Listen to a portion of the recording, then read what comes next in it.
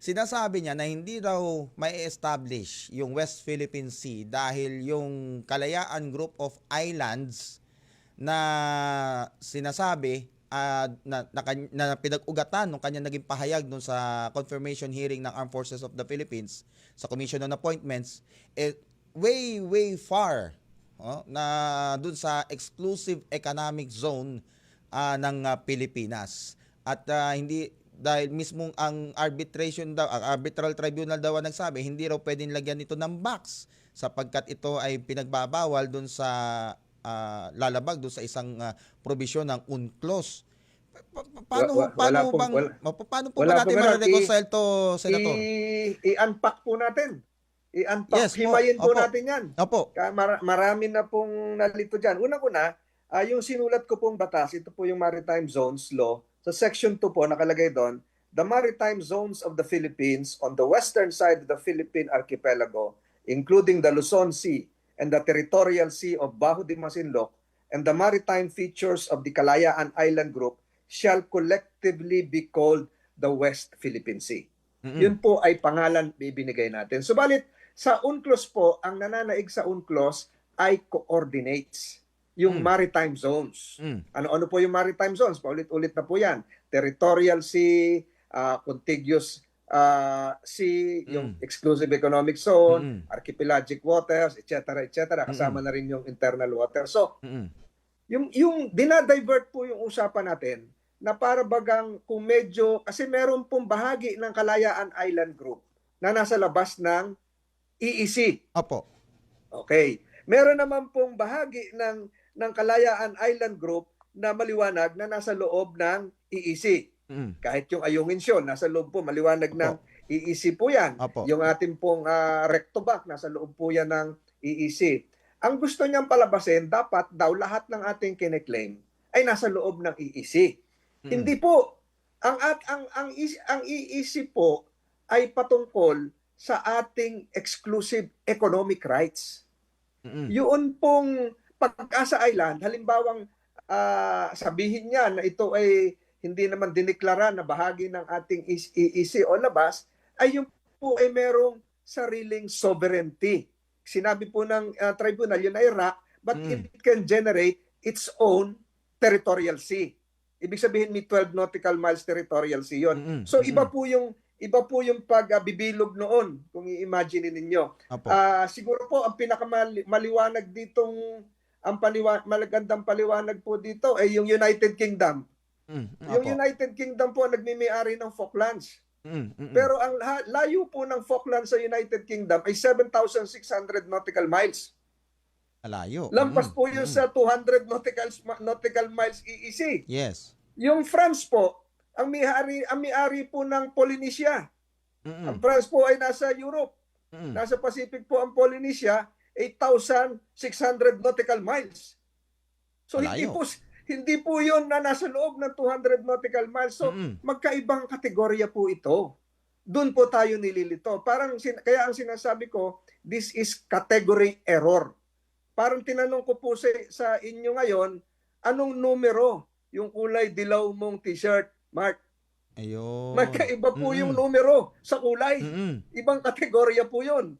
Ibang kategorya din po ang mapa sa coordinates. Yes. Meron po, kung mag-aaral po ang isang estudyante ng UNCLOS, ang UNCLOS po ay meron siguro yan mga 450 pages. Yes. Nandun lang sa dulo nitong kwarto ko yung UNCLOS. Pero kung patatayuin mo ako, kukunin ko po yung UNCLOS dito. Yan po ay merong halos 170,000 to 180,000 words. Wala pong nabanggit dyan na salitang map. O mapa. Kaya doon niya nililito yung NAMRIA, bakit wala kayong mapa? Ang kailangan po nating isubmit at nagawa na noong 2009 ay nung pinasa yung Republic Act 9522 ay yung isubmit yung coordinates. Yung 101 base points na hawak ko po ngayon. Ayun. Nasubmit na po ito. Sa coordinates po, nagsisimula yung baseline, yung low watermark baseline, papunta po doon sa territorial sea at papasok naman po landward doon sa ating archipelagic waters. Maliwanag po yan. Nasubmit na po natin yan. At dito sa ginawa kong batas, ay nakalagay din po dito, ay isasubmit natin sa United Nations. Sang-ayon po sa Article 16 and 53 of UNCLOS, ito pong ating coordinates at yung chart. Magkaiba po ang chart at mapa. Precise po ang coordinates at charts ay may precision. Yes. Ito po ay tinatanggap evidentiary. Ang mapa po, visual po yan, drawing. Drawing to guide navigation, pero hindi yun po accurate. So doon po tayo nililito. Yun po yung category error, yung numero ng iyong damit na dilaw. Magkaiba po yung color sa number. So doon pa lang ay nagkakalituhan na. So pangalawa po, pag sinabi po natin na exclusive economic zone, hindi po ibig sabihin doon lamang po papasok yung ating teritoryo. Noong pong 2024, ang ating Department of Foreign Affairs ay nag-file po ng submission sang-ayon sa ating baseline ng extended continental shelf. So beyond 200 nautical miles, kine-claim na natin yung lampas. Kasi allowed tayo hanggang 350 nautical miles. Kagaya po doon sa Benham Rice, na bininyagan ko ng bagong pangalan. Dito naman po ito sa eastern side. Binigyan natin ng pangalan. Ito po ngayon ay talampas ng Pilipinas. Lampas-lampas na po tayo doon. Extended continental shelf. Lampas na po sa exclusive economic zone na 200 nautical miles. Approved na po yan ng United Nations. At ganun din po, itong final natin bago, ay yung po kine-claim natin beyond 200 nautical miles. So, wag natin i-confuse yung sovereignty, pag-aari, halimbawa ng Pag-asa, sa exclusive economic zone. Exclusive economic zone refers to exclusive economic rights, conservation of natural resources, fisheries, natural gas, etc., etc. Yung sovereignty ng Pag-asa, meron 12 nautical miles, ayun po ay by virtue of other modes of acquisition, occupation, territorial management. Yes. Ano lang po sa kanila, kagaya ko po, ako yung una na persona non grata. Sila na persona non grata rin. Huwag natin paglahukan yon. Kaya ang sinasabi ko po, yung ating maritime rights are determined by coordinates and not maps. There is no registry of seas.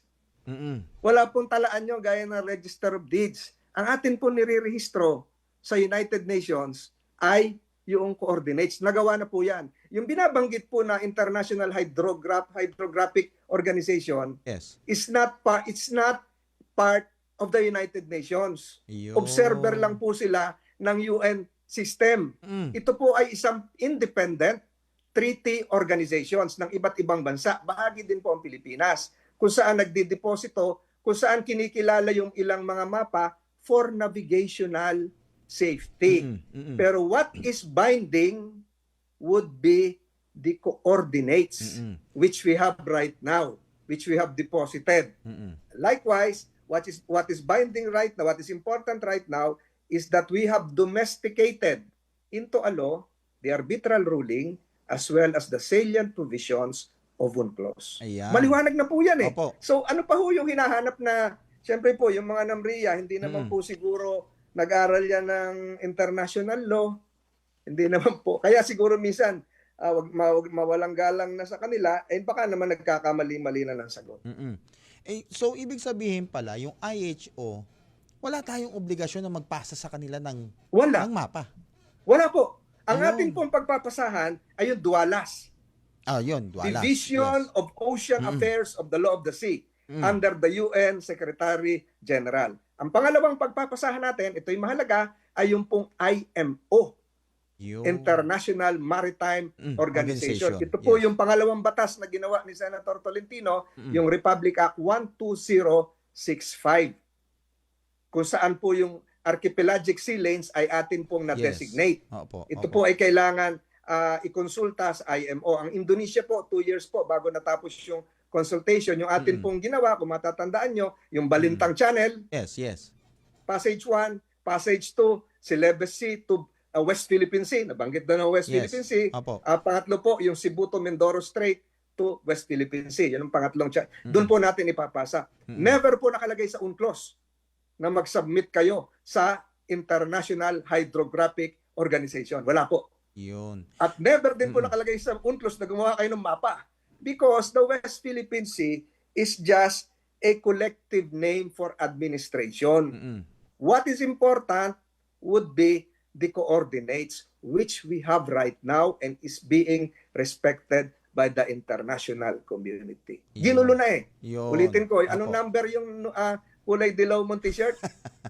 Parang ano Ganun nga. po yun. Ginulo tayo doon. Oo. Pero Marami ho nalito. Yes. Marami ho nalito. Sana kung mahaba-haba ito, hihimayin ko ng maigi. Ulitin ko po, ang mahalaga, yung ating maritime rights are determined by coordinates, not by drawings. Yan. And the Kalayaan Island Group regime of islands is part of what is collectively known as the West Philippine Sea.